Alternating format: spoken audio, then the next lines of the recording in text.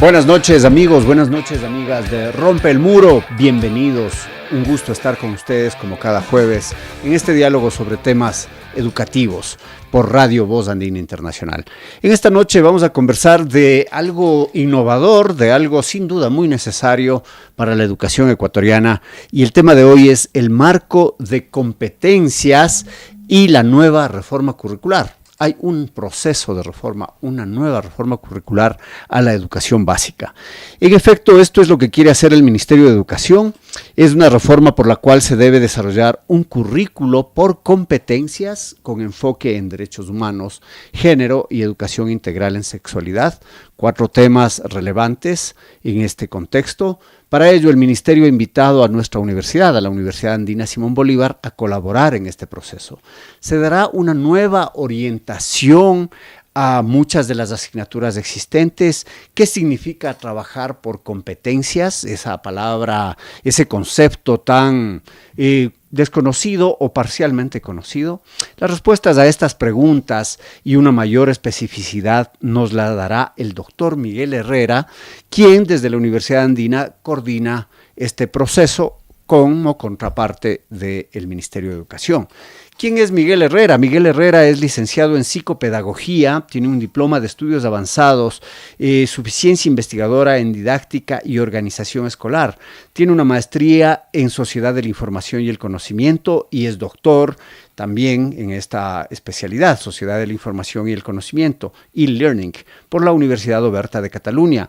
Tiene un diplomado en Profesorado de la Educación General Básica por la Universidad de Sevilla, una especialización superior en Gerencia Educativa por la Universidad Andina. Es docente de esta casa de estudios y es director del área de educación de la Universidad Andina Simón Bolívar. Miguel, muchas gracias por estar en este programa esta noche y quizás de entrada, ¿en qué consiste esta nueva propuesta curricular que quiere lanzar el Ministerio de Educación? Bueno, Alexis, muchas gracias por la invitación. Evidentemente este tema yo creo que es un tema de interés, un tema candente. Hace mucho rato que estamos trabajando en el país con diferentes reformas educativas, ¿no? La intención de gestionar reformas educativas, reformas al currículo de diferente tipo, ¿no? Porque desde que se hizo la reforma del 2016, que se hizo ese currículo, no se ha vuelto a trabajar en una reforma integral. Ahora se quiere hacer, ha habido diversos intentos hasta ahora, intentos que sin lugar a dudas suman y mucho a la propuesta con la que vamos a trabajar ahorita, pero que en definitiva queremos que se incorporen, ¿no? que se tengan en consideración y se incorporen a lo que estamos haciendo. Pero el giro hacia las competencias es algo que ha sido bastante polémico, digamos, ¿no? Ha habido mucho debate, mucha discusión al respecto de qué son eso de las competencias. En muchos casos yo creo que incluso se llegó a demonizar el término competencia. Se dijo, no, esto no puede ser porque se asoció con el tema neoliberal y demás, y ha habido muchas discusiones al respecto. Digamos que nosotros ya teníamos un currículo por competencias. El currículo que teníamos en el 2016, las destrezas con criterio de desempeño, es un enfoque de competencias. Ya existía, lo que pasa estaba a ese nivel, que digamos que es un nivel más micro, ¿no? No había un marco de competencias. Se establecía de alguna manera a través de un perfil de salida, que el perfil de salida del bachillerato ecuatoriano que teníamos establecía de alguna forma ese enfoque competencial, pero después no tenía relación en el diseño curricular que había, que era un diseño pues tradicional, no vamos a decir taylorista, pero casi, ¿no? Tenía un diseño por objetivos, con sus indicadores de evaluación, a partir de los criterios de evaluación y demás. Y había una estructura que no terminaba de romper en lo que sería un diseño por competencias. Cuando hablamos de competencias, antes para entendernos, digo, para decir que es una competencia. Sí, ¿no? Antes de ir a este concepto que es básico, o sea, ¿qué es una competencia? ¿De qué estamos hablando, no? Y de qué significa trabajar claro, competencias. Antes de esto, algunos conceptos importantes en este Adelante. proceso evolutivo que lo has mandado y para nuestros radioescuchas. Pasábamos de los contenidos a las destrezas, ¿no? Ese fue un giro que se hizo. 96. Pues la destreza, el desarrollo de habilidades en los estudiantes para responder a procesos particulares en las distintas asignaturas. ¿Qué es las destrezas con criterio de desempeño? Claro, sí, porque ese es un palabra realmente que hay que darle contexto. Bien, nosotros cuando hablamos de educación, de lo que ocurre en un aula con los guaguas, están ahí los profes, ¿no? Los estudiantes, ¿qué está pasando ahí? Ahí está pasando, se está trabajando lo que llamamos un contenido, ¿no? El contenido tradicionalmente, y en el currículo del 96 y posteriores, se trabajaban listas de contenidos muy diversos. Realmente la mayoría de los contenidos son contenidos que llamamos declarativos, o sea, conceptos, datos, informaciones diversas, en fin, contenido de corte conceptual. Y se trabaja eso, pero aparte se trabajan otras cosas, ¿no? Porque yo trabajo con una idea, pongamos, ¿no? O con un hecho, digamos, la batalla de Pichincha, pero con respecto a eso yo trabajo más cosas, no trabajo solo el dato en concreto, sino que trabajo procedimientos cognitivos o incluso manipulativos, ¿no? Trabajo con actitudes, ¿no? Porque estamos enseñando a los estudiantes todo el rato cómo deben comportarse. Esas son actitudes que se insertan en el proceso educativo, ¿no? De enseñanza y aprendizaje. Entonces, los contenidos son todo eso. Las destrezas con criterios de desempeño lo que hacían era juntar básicamente casi todas tres cosas. Era un contenido de corte procedimental cognitivo, o sea, un proceso de pensamiento que yo voy a generar. Uno manipulativo, como por ejemplo registrar una información en un cuaderno, ¿no? Es un proceso, un contenido de corte procedimental, y uno conceptual o declarativo en general, más amplio, una información, una fecha, un dato, lo que ampliar fuera. Del concepto anterior de este proceso, pues mejoraste un poquito más tu conocimiento, comillas. Entonces, por ejemplo, a ese examen podría decir que yo tengo que reconocer las diferentes etapas que tiene el ciclo de la vida de un ser humano y registrar en un cuaderno ese conocimiento, ¿no? Entonces el procedimiento cognitivo, la parte procedimental, del registro manipulativa, y la parte, ¿no? el ciclo de la vida, ¿no? Que es la parte, el contenido declarativo, digamos, resulta, ¿no? Que hay un sistema digestivo y otro sistema circulatorio que es mi valor añadido al conocimiento previo que tengo. Efectivamente. Entonces la destreza lo que será juntar todo eso y decir, bueno, este es el criterio de desempeño, ¿no? Hay una destreza y hay un criterio de cómo tengo que desempeñar esa destreza. Perfecto, queridos radioescuchas, tenemos clarificado un concepto esencial. Y sin embargo, Miguel nos dice, ya lo teníamos, eso se trabajaba hasta el 2016, empezó con el 2016, se trabajaba en este proceso. Y de pronto dices, pero ya no lo tenemos. ¿Qué ocurrió para que ya no lo tengamos? Seguimos trabajando, o sea, la destreza con criterio de desempeño creo que nace en el 2010, de hecho, después hay lugares donde se trabaja solo con destrezas, el criterio de desempeño aparte, y tenemos esa progresión, el currículo que tenemos vigente actualmente es un currículo que surge del currículo priorizado, que pasó en la pandemia, que se dijo, tenemos un currículo demasiado voluminoso y unas condiciones demasiado adversas, hay que rebajar contenidos, se trabaja con ese currículo priorizado. Eso está hoy día vigente, es lo que estamos trabajando en la escuela, con algunas inserciones curriculares que este último mandato, en este último ministerio, la ministra Alegría Crespo ha estado trabajando en el tema de las inserciones curriculares, que son, digamos, enriquecimientos de ese currículo priorizado con respecto a diversos temas como educación vial, ciudadanía, derechos humanos, etcétera, sostenibilidad, sexualidad, diferentes temas, ¿no? Que se han ido enriqueciendo. Pero básicamente es el que tenemos y está basado en destrezas. Lo que vamos a hacer cuando hagamos las competencias, darles un giro. Y aquí hay algo importante, porque la destreza va a desaparecer. Ahora sí, tiene que desaparecer. ¿Por qué? Porque estamos trabajando a un nivel competencial, digamos, un poquito más alto, ¿no? Entonces, diciendo que las competencias, y ahora vamos a hablar de qué es una competencia, son las que van a articular el currículo. Entonces no podemos tener dos niveles de competencia, o sea, porque nos va a causar un poco de ruido, o sea, va a ser más difícil de gestionar. Entonces mejor volver a las antiguas listas de saberes, que bueno, tiene el currículo intercultural bilingüe, trabaja con saberes, volver a las listas de saberes donde podemos tener saberes de muy diverso tipo y que sea la profesora o el profesor, en el contexto de su planificación, ¿no? De la actividad que va a desarrollar en el aula, quien decida cuáles va a juntar. Ya, es fantástico, y sin embargo, suena muy lógico, y sin embargo, pues, estamos diciendo como que estamos en el péndulo, íbamos acá, nos fuimos, no funcionó, pues entonces volvemos acá, pero quizás hay una mayor solidez, y ahí quizás viene lo que ibas a decir. ¿Qué es una competencia y en qué se diferencia de una destreza? Ya, hagamos eso. Yo creo que lo que decíamos, una competencia, cuando definimos una competencia, la podemos definir como la capacidad que nosotros tenemos como personas, ¿no? Nuestra competencia, para movilizar lo que tenemos a disposición. que son conocimientos de muy diverso tipo, saberes de muy diverso tipo, declarativos, procedimentales, actitudinales, emocionales, éticos, estéticos, políticos, lo que tenemos a nuestro alcance, cómo lo movilizamos para resolver alguna cuestión concreta. Eso es, somos más o menos competentes. Claro, la competencia tiene trampa, en el sentido de que uno puede ser competente en una cosa a un nivel o a otro. Podemos hablar de muchos diversos niveles de competencia y esto depende de la situación en la que yo soy competente. Es decir, yo puedo ser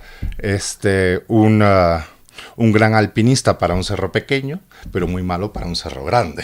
Entonces, tengo la competencia del andinismo, pero esto va a cambiar en función del reto que se me ponga delante, de lo que tengo que resolver. Si yo tengo que subir hasta arriba del Cotopaxi, y yo igual no puedo, igual llego solo hasta el refugio. ¿No? Esa es la cuestión. En ambos casos se muestra una competencia, pero de distinto nivel. Bueno, esa es la idea de competencia, ¿no? Entonces, eso es lo que queremos trabajar.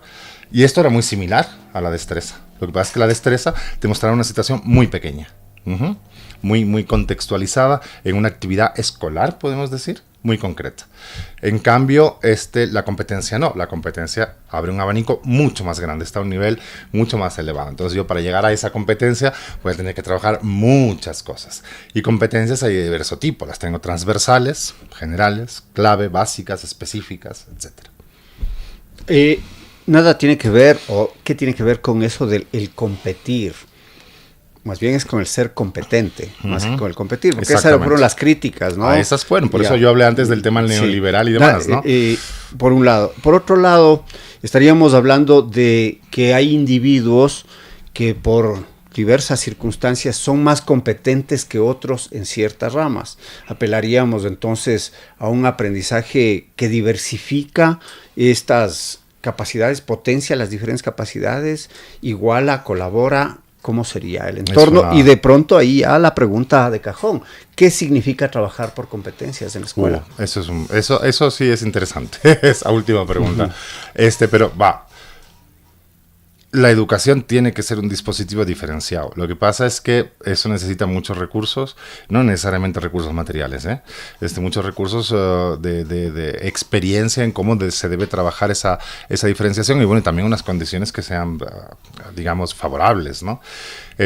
Jamás vamos a pensar que yo soy igual a vos, que vamos a tener con las mismas experiencias a nuestra disposición, vamos a llegar a los mismos resultados. Eso no tiene ningún sentido. Entonces, al trabajar por competencias o por cualquier cualquier otra estructura curricular, nunca vamos a obtener los mismos resultados de todos los estudiantes, y eso significa que también de alguna manera tenemos que lograr fijarnos en todos y generar dispositivos de diferenciación que nos permitan atender, las inquietudes diversas que sin duda vamos a tener en el aula, ¿no? Inquietudes y necesidades. Eso es así. Y primera parte. De trabajar por competencias. ¿Qué más es de trabajar por competencias? Ahora, el tema de trabajar por competencias, y antes de alguna manera lo anunciaba, cuando uno se dice competente en algo, es en una situación concreta.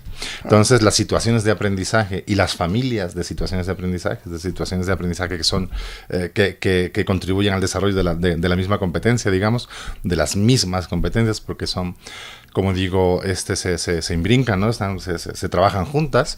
Es la manera de trabajar. Esto implica un giro que hemos venido trabajando desde hace mucho tiempo con nuestros profes, ¿no? Y nuestras profes, pero que no terminamos de dar, o no damos igual en todo lado. Igual que tenemos estudiantes diversos, tenemos instituciones muy diversas en todo el territorio del país. Y claro, hemos ido avanzando hacia la idea del constructivismo, del trabajar darle un rol más protagonista a los y las estudiantes, que el profe se convierta en una persona más en un rol de mediación que en un rol de dirigirlo todo, ¿no? Todas estas cuestiones, estas ideas de trabajar desde metodologías activas y que contribuyan a dar protagonismo al estudiante en su proceso de aprendizaje, nos van a contribuir al tema de las situaciones de aprendizaje, pero definitivamente no es lo único que necesitamos. Necesitamos poner al estudiante ahí, necesitamos configurar una experiencia donde el estudiante pueda demostrar que es competente. Porque si no, no solo para la enseñanza, no solo para el aprendizaje, también concibiendo dentro de ese proceso la evaluación inscrita ahí mismo. Entonces, claro, yo no voy a poder evaluar si mi estudiante es o no competente si no genero una situación donde pueda aprender y desarrollar esa competencia. Una primera perspectiva, queridos amigos, queridas amigas que nos escuchan, destrezas, competencias, destrezas con criterio de desempeño, como conceptos que van más bien avanzando hacia el aprendizaje más efectivo, si cabe, un aprendizaje más coherente con la realidad y que sale del mero contenido escolarizado y en ese sentido. Dentro del documento pues, que hay, que considera el Ministerio, se habla de un sistema de competencias clave. Ajá. ¿Qué es esto de un sistema de competencias clave, Miguel? Vamos a ponernos en contraposición con las competencias específicas. Dos ideas que vamos a tratar de trabajar. La competencia clave, digamos, serían todas las competencias que son transversales y que se van a trabajar desde todas las áreas del currículo. O sea, esas son las claves. Esas son las claves. Las claves que son transversales. Esas claves son transversales. Se trabajan, permean todo el currículo. Se van a trabajar, digamos, a partir de toda actividad de enseñanza-aprendizaje que se constituya. Toda situación de aprendizaje va a contribuir al desarrollo de estas competencias en mayor o menor medida. Esas son un conjunto que llamamos clave y que son 8. Ajá, son 8. Primicia, ¿cuáles son esas 8? Esas 8 que están prácticamente construidas pero pendientes de un proceso de enriquecimiento y validación por parte de la comunidad, están muy cerca de las competencias del marco europeo, están muy cerca, pero también suficientemente lejos. Están muy cerca en la idea global, digamos, pero en la especificidad están bastante más ancladas a la cultura nuestra, a la cultura ecuatoriana, que no a la idea de un currículo desarrollado en el exterior. Entonces sí siguen ciertos parámetros, pero sí se distancian también. Creo que hay un equilibrio ahí que hay que seguir trabajando en los procesos de validación con la comunidad. Pero, para enunciarlas, una competencia de comunicación en diversas lenguas, obviamente la lengua materna, pero también en otras lenguas de las nacionales y de otras lenguas, desde el signar hasta otro tipo de lenguajes, ¿no? Y lenguas extranjeras. Competencia en comunicación. Esa es una de las competencias que está ahí.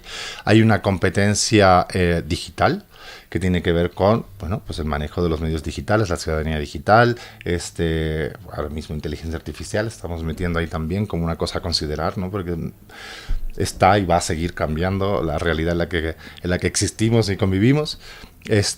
Hay otra competencia que tiene que ver con la conciencia cultural y la ciudanía, la que identidad, es una cosa, la pertenencia, todo eso. Hay otra competencia que tiene que ver con la expresión artística y cultural también, que es otra cuestión que es importante. Hay otra competencia que tiene que ver con lo científico-matemático, ¿no? Esta parte ¿no? del trabajo. Cuando mencionabas los lenguajes, debería considerarse el lenguaje, claro, matemático, sí, ajá. Una parte. Ajá, sí, bueno, efectivamente son complementarias, ¿no? Son complementarias, están ahí.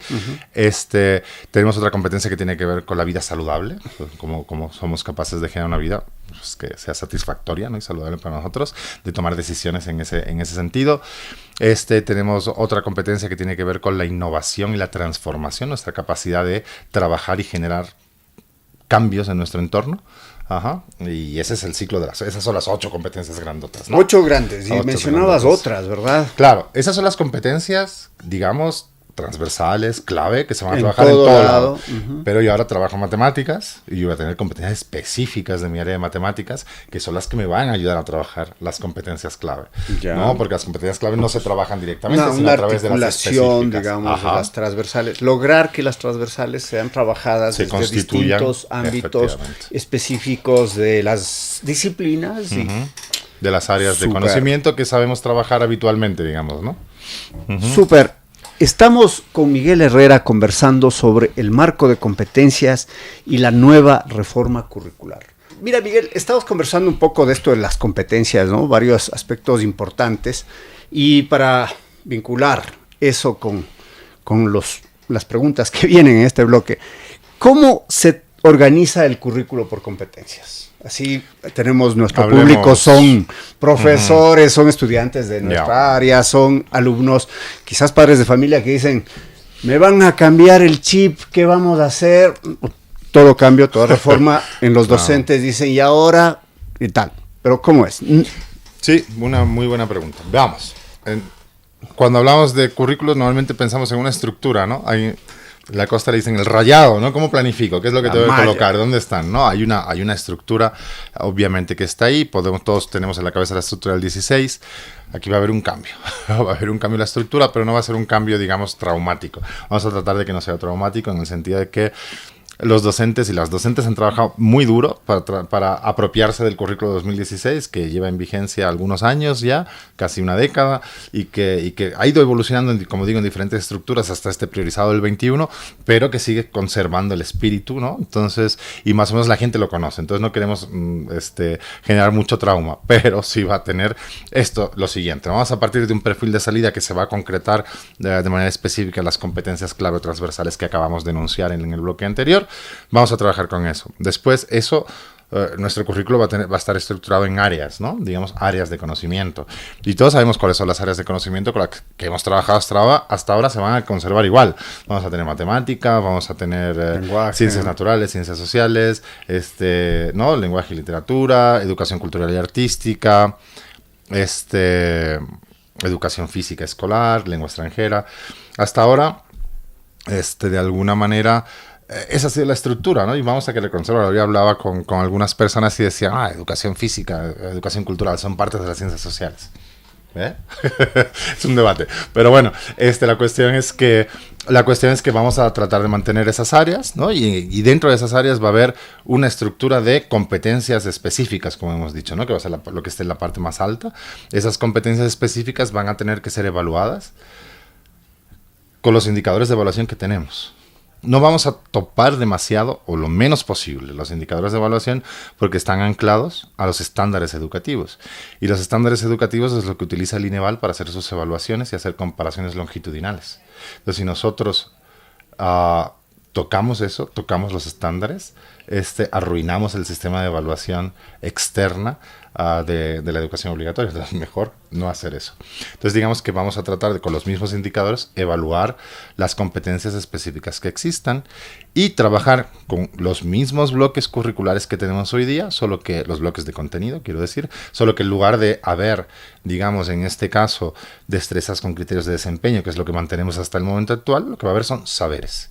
Saberes que van a estar extraídos de esas destrezas, porque va a haber los mismos procesos cognitivos, los mismos procesos manipulativos, los mismos actitudes, posiblemente alguna renovada, pero va a estar el mismo conocimiento declarativo va a estar ahí expresado, pero va a estar, en vez de contenido o agrupado en destrezas con criterios de desempeño, van a estar sueltos, pero van a estar en los mismos bloques que hasta ahora.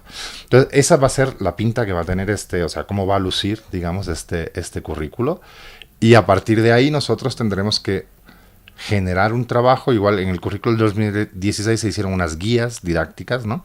Para favorecer que los y las docentes pudieran trabajar con el nuevo currículo.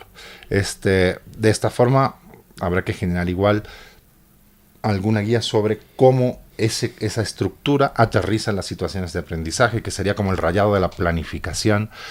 Sería, para que nos entendamos, el equivalente a una unidad didáctica, pero con un espíritu, un enfoque de competencias, ¿no? Entonces, la unidad didáctica, su equivalente sería la situación de aprendizaje con un enfoque de competencias.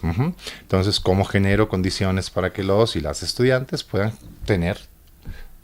lograr desarrollar las competencias que decimos que van a trabajar de manera específica, contribuyendo a las claves?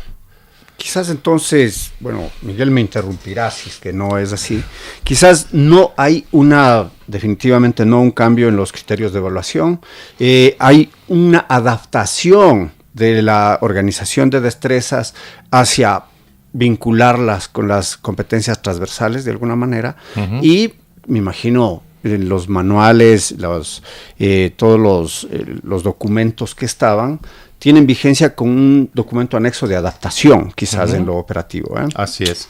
Digamos que los documentos, pensemos, todo el mundo piensa, yo creo que cualquier profe, al menos en el sistema fiscal, yo creo que en los demás también, uno piensa que cuando uno ha sido maestro de escuela, el libro de texto es un aliado enorme, ¿no? en este caso el libro de texto va a seguir siendo un aliado y no va a haber que hacer el gran cambio en los materiales de los libros de texto y los materiales que tenemos. A nivel de contenidos, porque la idea de lo que vamos a trabajar va a ser muy similar. Es cierto que hay contenido renovado, las sensaciones curriculares que se trabajaron, y en esta reforma se revisarán los contenidos para ver su pertinencia y actualidad. Uno de los mandatos que hay por parte del Ministerio de Educación y en el interno de quienes han estado trabajando en el currículo es reducir contenidos, hacer un currículo más asequible y no tan voluminoso. Más asequible, más flexible, más pertinente, más diversificable, quizás. Así es. Una demanda positiva, algo que he venido peleando desde hace muchos años. O sea, muchos han peleado. Y en esta línea, ajá, ¿por qué se realiza este cambio? Tenemos 6.8 en matemáticas, y 6.7 en matemáticas y 6.8 en lenguaje sobre 10 a un nivel de promedio de la educación ecuatoriana, y la educación pública tiene 6.6 en matemáticas, claro, y 6.6 algo en lenguaje. Perdidos del año, porque se aprueba con 7. Perdidos del año, y eso viene acarreándose desde el 2016, el 2013, el 2010, el largo periodo medio amorfo y hueco desde el 96 al 2011 de la LOEI. ¿Es por eso o por qué más? Claro, ¿qué otras cosas? Una buena pregunta, probablemente con muchas respuestas. Demos algunas, ¿no? Claro, sin duda. Las que más se puedan dar para justificar un cambio de este estilo. Claro. Primero, en algún momento hubo un mandato en el reglamento a la LOEI que nos decía, ¿no? Que teníamos que cambiar cada 4 años, revisar el currículo. Eso ya no está ahí, pero estuvo en algún momento. Entonces, ahorita nosotros seguimos teniendo la idea de que, y de hecho yo creo que en casi todos lados, por compararnos con el entorno, ¿no? Con nuestro entorno regional y el resto del mundo, se hacen revisiones del currículo cada tantito, porque resulta necesario actualizar. Siempre se dice que las instituciones escolares en general, incluyendo la universidad, instituciones donde se enseña, siempre vamos como varios pasos por detrás de la evolución de la sociedad, y probablemente es cierto. Ahí está el afán de renovar los currículos, ¿no? Pero más allá de esta respuesta, hay una respuesta también. En el orden político, posiblemente podemos pensar que cada gobierno quiere dejar su impronta con respecto, en el ámbito educativo, los instrumentos para la enseñanza y el aprendizaje en las instituciones educativas. Entonces, por ese lado también tenemos una respuesta. Pero más allá de todo esto, de todas estas tendencias, digamos, hay una realidad de que se ha ido evolucionando. Mira, el trabajo que se hizo con el currículo priorizado lo permitió el currículo que estaba hecho en el 2016, que diferenciaba las destrezas con criterios de desempeño deseables y las obligatorias, digamos, ¿no? Las obligatorias y las deseables, imprescindibles y deseables era el término que se les dio, y nos permitió quedarnos muy fácilmente, priorizar y quedarnos solo con las imprescindibles para trabajar en un contexto de pandemia que fue tan difícil, ¿no? Nosotros hemos venido, la estadística educativa nos dice que vinimos mejorando mucho, poco a poco, pero mucho en el sentido de la evolución. Y fuimos mejorando hacia arriba. La pandemia fue un hachazo, pero nos estamos recuperando, estamos otra vez recuperándonos, y la idea es seguir en procesos de mejora continua, que se le llaman, y tratar de generar cada vez un currículo que se adapte más a las necesidades del aula. Ahora mismo tú constatabas antes deficiencias del currículo del 2016, demasiados contenidos, ¿no? Destrezas complejas de encajar en la planificación, una serie de cosas que tratamos de mejorar ahora, y posiblemente en el futuro lo que hagamos ahora se seguirá ensayando y mejorando. Entonces es la idea de ir ensayando y conseguir mejorar de lo que conocemos, ¿no?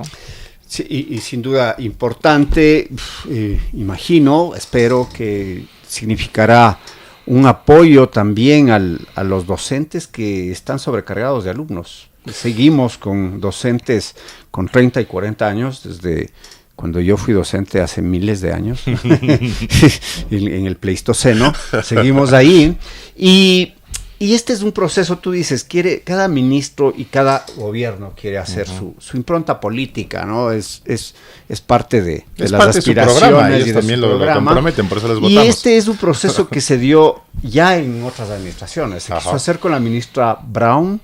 Con Montserrat Kramer no creo, ¿no? Pero con la ministra Brown estuvo, y este proceso no es una iniciativa de la ministra actual, más bien ¿Cómo se es una tendencia. ¿Cómo se articula esta tendencia? Es una tendencia internacional. A nivel global. Que nos dicen, como nos dijeron en el 96, Education for All, tienen que hacer destrezas. O sea, seguimos en la moda de seguir mandatos de nuestros grandes hermanos. Yo creo que sí, yo creo que hay las dos cosas, ¿eh? Ajá. Yo creo que efectivamente en educación hay tendencias, podemos frívolamente llamarles modas, pero más bien son tendencias, que se van trabajando, se van articulando de manera muy diversa en diferentes escenarios. Nosotros el mandato de cuando todo el mundo se está metiendo en las competencias, nosotros nos metimos con las destrezas con criterios de desempeño y trabajamos en una onda bastante distinta, ¿no? Hicimos nuestra particular reforma, eso es un invento único de este país. Solo en el Ecuador hemos llegado a trabajar con este constructo que fue muy interesante y que ha producido un conjunto de conocimiento didáctico, ¿no? En el país, que creo que está muy bien. Porque los profes han entendido y han trabajado, porque lo han trabajado mucho, cómo conjugar los diversos tipos de conocimientos en el contexto del aula gracias a las destrezas con criterios de desempeño. También cómo se evalúa con indicadores, ¿no? Entonces yo creo que ahí ha habido un conocimiento muy válido. Pero sí, el tema de las modas está clarísimo, ¿no? Nosotros estamos a destiempo por completo, porque ahora incluso hay países que están dejando de trabajar por competencias, ¿eh? ¿De qué están trabajando? Están empezando a pensar otra manera de hacer las cosas, ¿no? No es que vayan a volver al currículo taylorista, de objetivable, medible, etcétera. No van a volver a eso, evidentemente, pero están pensando en otras formas de hacer las cosas. Pero con todo el aprendizaje y lo que tiene ir tarde muchas veces, que uno puede aprovechar lo que otros aprendieron que hicieron mal, ¿no? No podemos aprovechar de eso. Y aprovechar estas destrezas, ¿no?, con criterio de desempeño como una especie de puente entre el destrezas exclusivo y el competencias exclusivo. Entonces, efectivamente. Hay un valor agregado, una ventaja, digamos, para la implementación, para la aceptación. Yo creo que estamos más preparados para eso.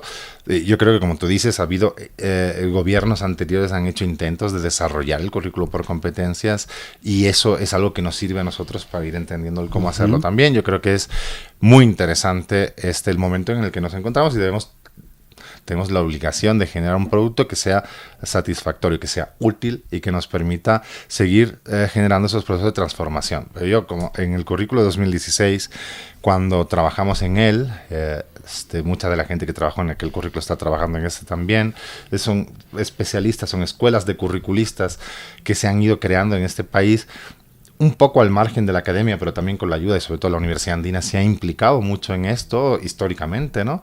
Desde el área de educación, entonces, y también desde otras áreas, ¿no? El Colegio de América ha participado mucho en eso también. Nosotros hemos tratado de incidir mucho en esto. En otros países hay escuelas de currículo realmente potentes. Tú estás a punto de sacar una maestría con una especialización en currículo, ¿no? Políticas y currículo que va a ser muy potente y que va a ayudar a generar esa escuela de curriculistas en el país. Eso es necesario. Entonces estamos trabajando en esa línea, generando todo ese conocimiento y yo creo que como decía, tanto en el 16 como ahora, todo ese conocimiento no servirá si no podemos hacérselo llegar y acompañar a los docentes y a las docentes en ese ejercicio.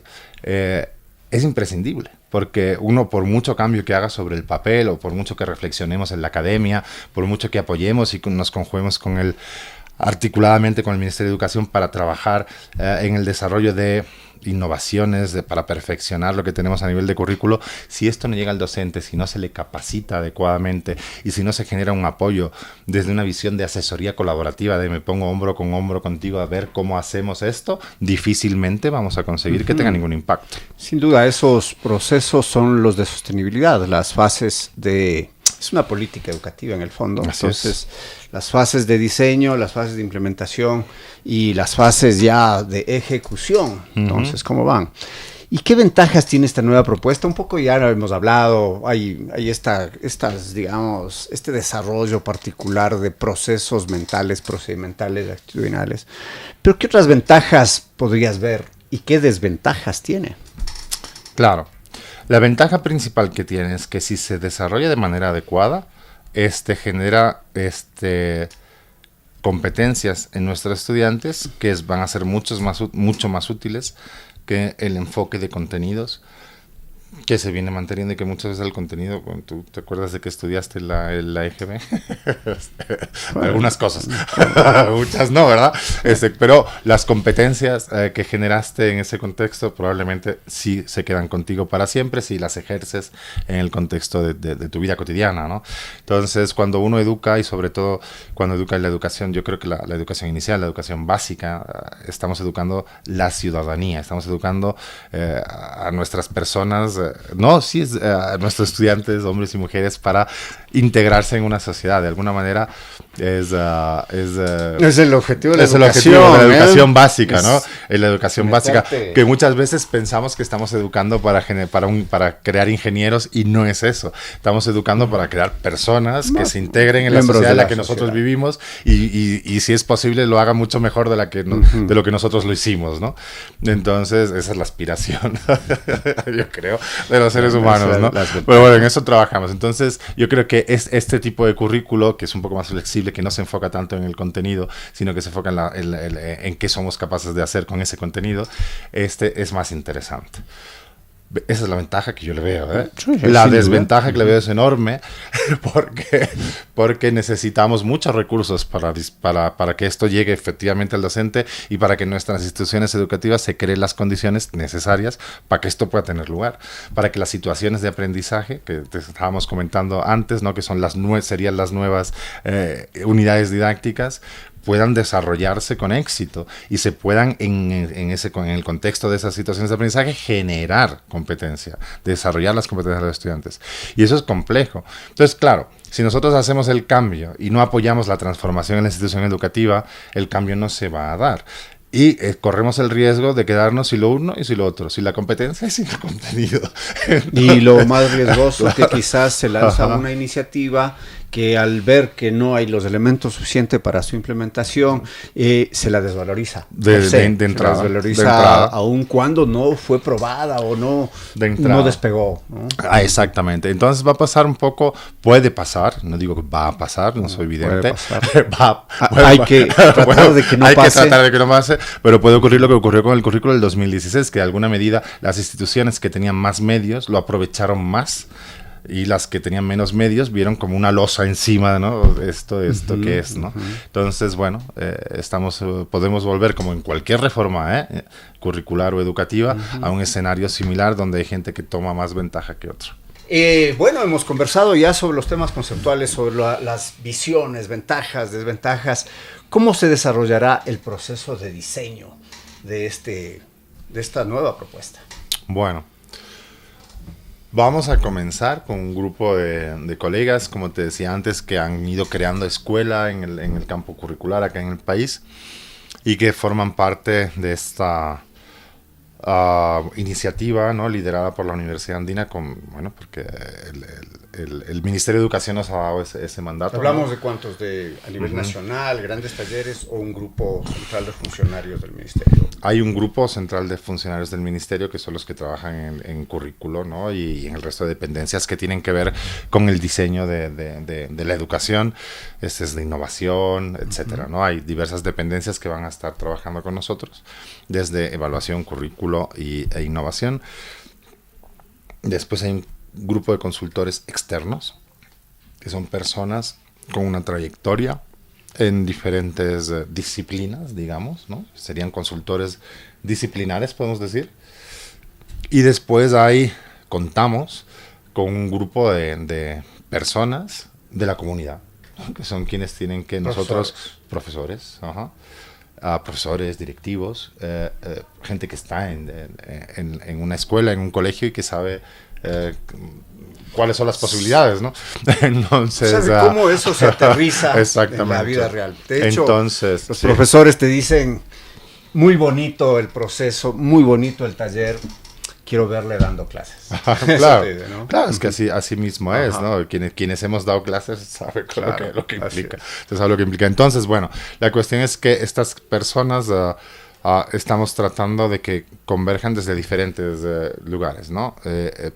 En principio, y para la primera validación que vamos a hacer, que va a ser a inicios del mes de julio, vamos a trabajar con docentes del ámbito del Distrito Metropolitano de Quito, pero de diferentes orígenes, fiscomisionales, particulares, municipales y fiscales de muy diversa índole, también de instituciones de educación para adultos, en fin, diferentes tipos de instituciones, todo el abanico posible. Vamos a tratar de juntar un número representativo de estos docentes que algunos colaboran desde la Red Andina de Mejora de la Educación, desde la Red Andina de Colegios, que colaboran con nosotros, y vamos a trabajar con ellos para que revisen este marco de competencias. Hay que entender que el marco de competencias es clave.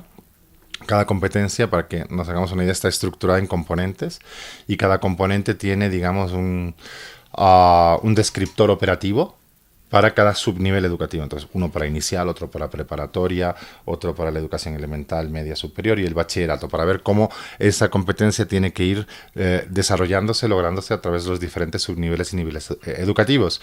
¿Quién mejor que un profe de inicial, una profe de inicial, para saber si ese descriptor operativo de esa competencia, por ejemplo, de ciudadanía, es posible en su nivel, ¿no? En su nivel educativo de educación inicial.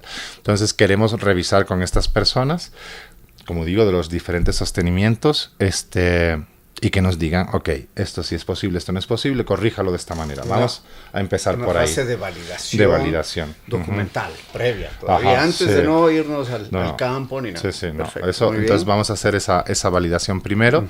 Después, vamos a trabajar con eso. Los curriculistas, digamos, los expertos disciplinares, van a trabajar en el ajuste del currículo que tenemos actualmente. Como digo, el currículo priorizado del 21, con las inserciones curriculares que se han hecho en el último gobierno, y con el trabajo previo del currículo 2016, con toda esa expertise, van a trabajar en la adaptación del currículo. Y esa adaptación curricular, en función con el techo de las competencias claves que tenemos, una vez que esté desarrollada en borrador, se va a validar documentalmente igual en todas las zonas educativas del país. Vamos a llevar una validación a cada una de las 9 zonas, para contar igualmente con docentes, expertos en sus disciplinas y en sus niveles y subniveles educativos, para que revisen documentalmente la propuesta. Con eso vamos a generar una propuesta en borrador, que tiene que revisar y aprobar el Ministerio de Educación, y ahí sí llevarla a la validación al terreno del aula, efectivamente. Diversos procesos, me imagino, seminarios de capacitación. ¿Serán unas capacitaciones de cascada como eran las de las reformas anteriores, o será la otra modalidad que es online, que también te metes y contestas randomly, como dicen en inglés, o contestas como quieres? Vamos a ver, aquí hay dos cosas. Yo creo que esa pregunta es más para la ministra Alegría Crespo que para mí, porque nosotros sí vamos a hacer una propuesta de cómo debería validarse. Vamos a hacer una propuesta al ministerio diciendo esto es lo que debería ocurrir, pero los tomadores de decisiones son los que están allá, ¿no? Como toda política. Ellos tienen que decidir. Pero la cuestión acá es que, yo creé los cursos de currículo del 2016 que se colgaron en la plataforma de Capacito. De hecho, no es que lo creara yo, pero lo trabajamos desde el Ministerio de Educación. Yo estaba trabajando en ese momento allá, y la idea de generar la plataforma y toda la gestión la realicé yo, y yo entiendo perfectamente las limitaciones que tiene. Cuando hicimos esos cursos, lo que queríamos de alguna manera no era que los docentes se entrenaran en eso, sino hacerles llegar. Ese era el objetivo, era socialización, hacerles llegar, que ellos que a través del curso conocieran el material y después hicieran con ello pues lo que consideraran en el contexto de un contexto, claro, de diálogo con su comunidad educativa, que era lo que se pretendía en ese momento. De las pretensiones y los objetivos a lo que se logra después hay un trecho grande, importante, pero la intención era esa. Yo diría que sí es necesario que haya capacitación in situ. Un sueño, si yo pudiera, en este país, yo creo que sería fantástico que tuviéramos un instituto de formación del profesorado en cada distrito educativo, para poder atender desde la proximidad las necesidades de formación de los profes. Eso es que los eliminó la ley del 2011, precisamente. Exactamente, yo creo que tendríamos que volver a eso. Poniéndonos, Miguel, en los zapatos de los docentes. Los docentes están escuchando ahora mismo, ya les veo detrás de la preocupados. A ver qué hacen con nosotros. Por ejemplo, yo doy, sé yo, matemáticas, que es el área que me dice, yo doy matemáticas en tercer año, me van a reorientar la asignatura, me van a cambiar los contenidos, me van a poner nuevas exigencias como docente de manera particular hasta lograr que se desarrolle la competencia. ¿Qué tan así es? ¿Qué tan no? Y vos, profesor, de cuarto año de básica, de superior factoreo. Te pongo un caso ahí, el famoso. Yo les tranquilizaría en el sentido de que no vamos a hacer un giro en los contenidos. Lo que queremos, como decíamos, es racionalizar el currículo, reducir los contenidos, esa es una de las consignas, enriquecer los enfoques. Que eso no significa ampliar contenido, sino enriquecer los enfoques, enfoque de derechos humanos, enfoque de género, sexualidad integral, cuestiones que hace años que decimos que teníamos que trabajar como educación vial, sostenibilidad, educación financiera, ingresar enfoques que son precisos en el currículo y reducir contenidos. Esta es la idea, pero no es que ahora vamos a trasladar lo que se daba en el subnivel medio al superior y vamos a darle la vuelta a todo el currículo. No es esa la idea. Vamos a seguir trabajando en una línea muy similar. Lo que sí tenemos que tener en cuenta es que lo que quiere promover este nuevo currículo, porque si no íbamos a cambiar nada, ¿para qué hacemos cambios, verdad? Lo que sí quiere cambiar y quiere cambiar profundamente es lo que sucede en el aula.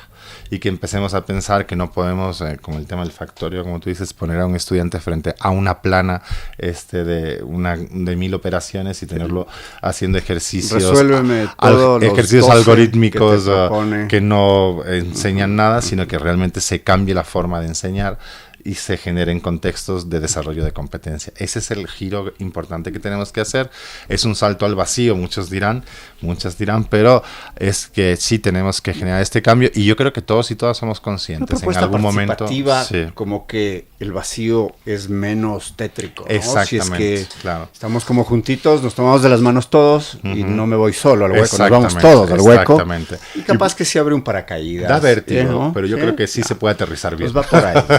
Sí. Y esta implementación, tú calculas, bueno, lo que me decías, no es que inicie en septiembre. Ya, no, este año, de hecho... el nuevo lectivo cierra. ¿En el nuevo lectivo Costa quizás en mayo? Para el próximo mayo sí, yo creo que que podríamos, la decisión obviamente, como digo, es mía, pero yo creo que tendríamos las condiciones. Tú prefiguras, al menos nosotros como consultores, digamos, vamos a generar las condiciones para que eso sea posible. Ajá. Y la agenda de capacitación, pues tampoco la sabemos. No la sabemos. De allá, pero se prefiguraría que va paralelo, ¿no? Lo idóneo sería que fuera paralelo. Claro. Capacitación, desarrollos y... Claro, primero conozcamos, y tal. Miremos qué tenemos acá de nuevo, y acompañemos, demos capacitación y acompañamiento para la implementación. Esa es la idea. Tienes aquí un detalle que dice... Derechos humanos, género y educación integral en sexualidad. Ajá. ¿Y por qué eso? ¿Y por qué no interculturalidad? ¿Por qué no educación inclusiva? ¿Por qué no, qué sé yo? ¿Por qué no otros temas? ¿Por qué esos? Entiendo, hay temas,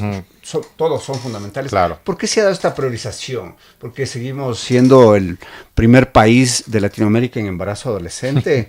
Porque tenemos agresiones feroces a los derechos humanos como los 4 de las Malvinas. ¿Por qué esos y no otros? Ya, yo creo que eso, como digo, es una buena pregunta para Alegría Crespo, pero nuestra ministra, pero yo creo que, a ver, hay cosas que ya hemos trabajado y que ya están presentes, no quiere decir que ingresar con más fuerza en estos enfoques se dejen de lado los otros. El tema de la interculturalidad y la inclusión es algo que se ha venido poniendo mucho énfasis, no solo desde el Ministerio de Educación, que también, sino desde como preocupación personal de muchos docentes que han tratado de formarse y preocuparse y entender cómo pueden mejorar su práctica, ¿no?, cotidiana con respecto a estos temas. Se ha trabajado mucho en diseño universal de aprendizaje, se ha trabajado mucho en desarrollos interculturales, en muchas ocasiones hemos caído en lo folclórico, en otras no, y hemos conseguido desarrollos mejores. Pero se han ido intentando muchas cosas en estos ámbitos que mencionabas antes, ¿no? En derechos humanos tenemos deudas, efectivamente, como tú has mencionado también el tema de género, también el tema de sexualidad. Entonces, no son las únicas preocupaciones. Antes hablamos de las inserciones curriculares y veías que había varias, ¿no?, de sostenibilidad, de cuestiones de educación financiera, educación vial, que es una deuda pendiente. Caminar por las calles de Quito es un riesgo. Entonces, tenemos que avanzar en determinadas cuestiones, ¿no? Pero esos enfoques que son más allá de contenidos concretos, ¿no?, en un área específica, como puede ser hacer la educación vial, muy necesaria, pero muy aislada, localizada. El tema de... Son como transversales también, sí. estos 3 temas. El tema de derechos humanos es muy transversal. A las competencias transversales. Y es un enfoque, y al ser un enfoque lo que nos está diciendo es que cualquier cosa que trabajemos tiene que considerarlo. Cualquier cosa que yo trabaje, desde cualquier área, para cualquier competencia específica, tengo que tener presente la coherencia con los derechos humanos y con el enfoque de género. Eso es lo que nos está diciendo. Que esos son los mandatos externos de los objetivos del milenio. Posiblemente. Y de desarrollo sostenible. Posiblemente hay una incidencia ahí, pero por ejemplo nosotros como universidad llevamos mucho tiempo promoviendo los derechos humanos, ¿no? Y el tema de género, como para trabajarlo en todos nuestros programas, ¿no? Sí. De la universidad y promoverlos más allá. Es parte de nuestra idiosincrasia. También amplios. Ajá. Queridos amigos, queridas amigas, estamos llegando al final de este diálogo con Miguel Herrera sobre un tema importante, un tema que llega muy pronto, el marco de las competencias y la nueva reforma curricular a la educación básica. Antes de cerrar esta entrevista, algo que quisieras tocar, Miguel, algunos temas que no se han tocado, o subrayar otros, o detallar, o promocionar, o lo que tú desees. O sea, yo creo que una de las cosas que son claves es que siempre la zozobra que genera cualquier reforma curricular es normal. Y bueno, tratar un poco de tranquilizar y de decir que hay una muy buena intención, tranquilizar a todos los sectores, ¿no? Siempre cuando se hace una reforma curricular hay un montón de lobbies que se activan, ¿no? Todo el mundo quiere ingresar a su contenido, todo el mundo quiere que esto se considere porque es relevante, todo el mundo quiere incidir de alguna manera y eso es normal, es la lógica de la participación ciudadana. Tiene todo el sentido. Entonces vamos a trabajar con esa conciencia participativa, tratar de hacerlo, pero a tratar a la par de mantener la contención máxima en los contenidos, porque no podemos generar un currículo que sea un monstruo, que no valga para nada y que no se pueda aplicar en el aula, ¿verdad? Entonces vamos a trabajar desde la sensibilidad de las y los docentes. Vamos a tratar de trabajar con esa sensibilidad del maestro, de la maestra que está en el aula, para que nos entendamos. Y vamos a tratar de hacer cambios que resulten sustantivos y no generen obstáculos. Vamos a tratar de trabajar con la mejor intención.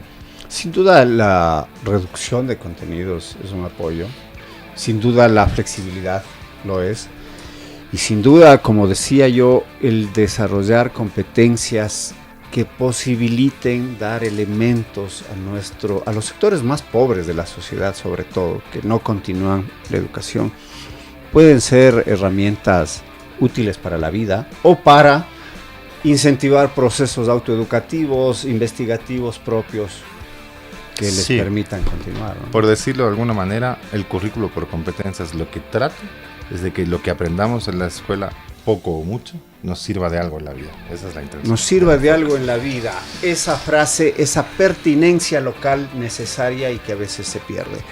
Hemos llegado al final de este Rompe el Muro en esta tarde. Muchas gracias, Miguel, por estar con nosotros. Gracias a ustedes, queridos amigos, queridos radioescuchas que nos acompañan cada jueves en Radio Voz Andina Internacional. Por supuesto, un agradecimiento a Tito Chela, que nos ayuda a la producción de este programa.